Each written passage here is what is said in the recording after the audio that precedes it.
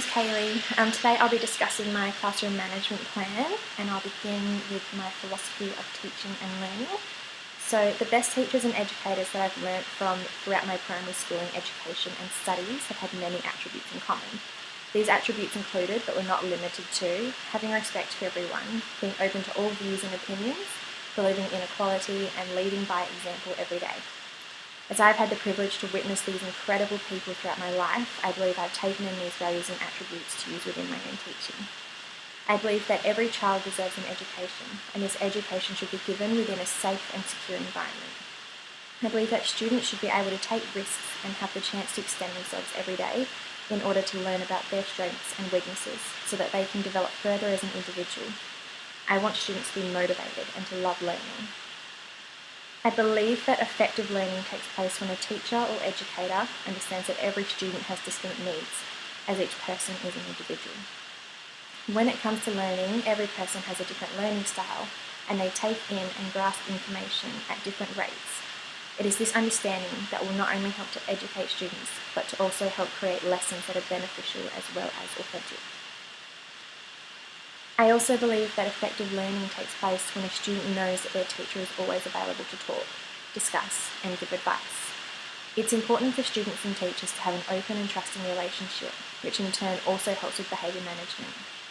Behaviour management can be different for each student, just as learning is different for each student. Behaviour management can be tailored to a whole group, but students also deserve and require different instructions and strategies depending on the behaviour displayed. Behaviours can be negative or positive, and each has their own strategies for educators to deal with the situation. Behaviours that are positive can stem from a student thriving in the environment due to his or her own strengths, for example. Behaviours that are negative, otherwise known as misbehaviours, can be influenced by an array of different situations. For example, a student may have events happening at home that they are struggling to cope with, and are bringing these emotions and this energy to the school and to the classroom, resulting in them reflecting and acting out.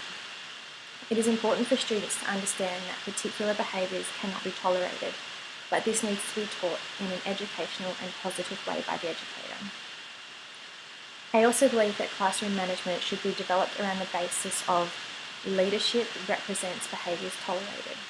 By this, it means that the teacher or educator represents what behaviours should be used within a classroom and how they should be used. It is important for students to see educators as role models, and for these educators to understand that they are the representation of expectations. So in regards to my theory within classroom management, I believe that my philosophy includes both the assertive discipline theory by Lee and Marlene Cantor, as well as the applied behaviour analysis theory by Paul Alberto and Anne Troutman.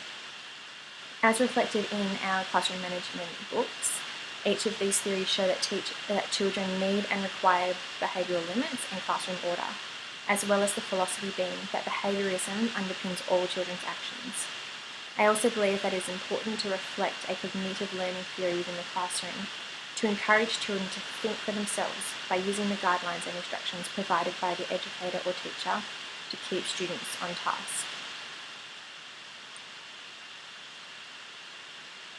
The assertive discipline theory would be used within the classroom to set behavioural limits for the students. The teacher would be able to control these limits, but by including a cognitive learning theory, students are able to contribute to this. For example, creating classroom rules helps students to understand and feel ownership towards the rules created, but the teacher is primarily the person who decides which rules are most important for the classroom and manufactures this discreetly. Another way the assertive discipline theory would be used is to engage closely with students to ensure they understand their misbehaviours and the consequences for continued non-compliance. This works hand in hand with also using the applied behaviour analysis theory, where children learn to behave when they are rewarded for model behaviour and punished for misbehaviour. The classroom would recognise students displaying positive behaviours by ensuring there are reinforcements, for example using the dojo point system or dojo classroom group tally. If students display misbehaviours, points can be taken, resulting in them being able to observe that the behaviour shown is not acceptable. Reward systems such as these show the student that while something can be given for good behaviour, it can also be taken away for misbehaviour. The applied behaviour analysis theory states that as part of their principle, it is believed that the classroom environment can result in particular behaviours, and that it's important to change the environment to improve behaviours. By combining this principle with the cognitive learning theory ideologies, students can help to create an environment they feel most productive in by providing feedback to either a classroom discussion or brainstorm with the teacher. Once this information has been collected, the teacher can then pick and place particular ideas into the classroom environment. This ensures the students feel valued in their opinion, encourages different viewpoints, and allows creative thinking, but also allows the teacher to maintain full control of how the classroom will benefit their own teaching as well as the learning for the students. The cognitive learning theory is the linking key within my philosophy, as I believe it's important for students to socially interact with one another in order to learn and gain insight into other people's ideas. As mentioned by Piaget, he believed in active problem solving and meaning making by the learner, as well as believing in the importance of social interactions. It is important also to be able to learn about a student by what they do in order to try and gain understanding of why they do things.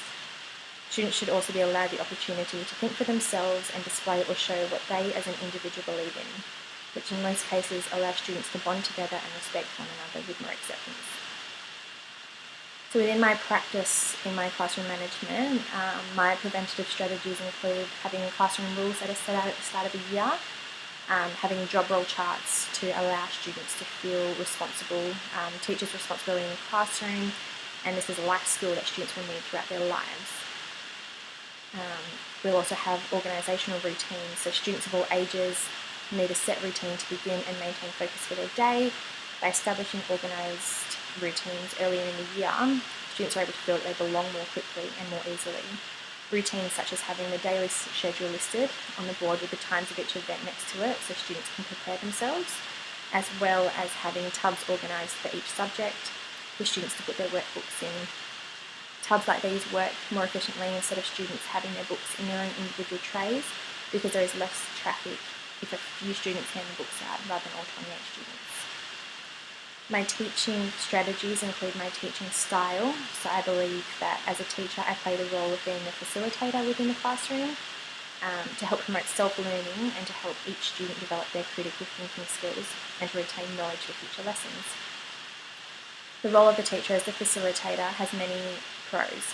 One main pro is that this style trains students to ask questions and helps them to find answers and solutions by exploring, teaching them to be inquisitive, individual learners. My rewards and incentives would be by using the class dojo for students as individuals and for the classroom as a whole, so they would have goals to work towards.